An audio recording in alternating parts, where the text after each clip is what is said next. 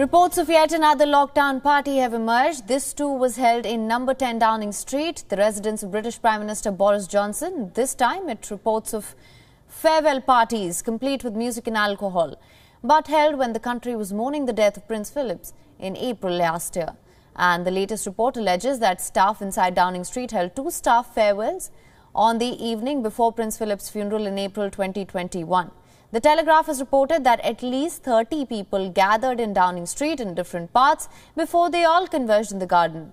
The party allegedly continued well past midnight. The Prime Minister was not at Downing Street at this particular gathering.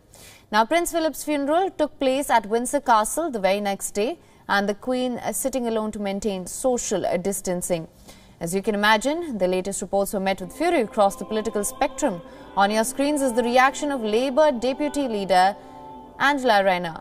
Indeed, it is difficult to express the extent of the political nightmare the Prime Minister has found himself in.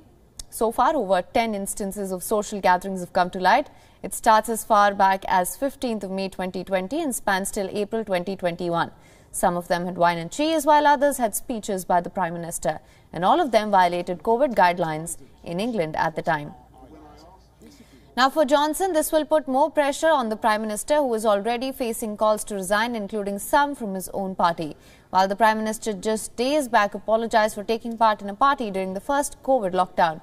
But it remains to be seen if the government will address the latest violation reports and the Prime Minister suffers, if the Prime Minister suffers any consequences.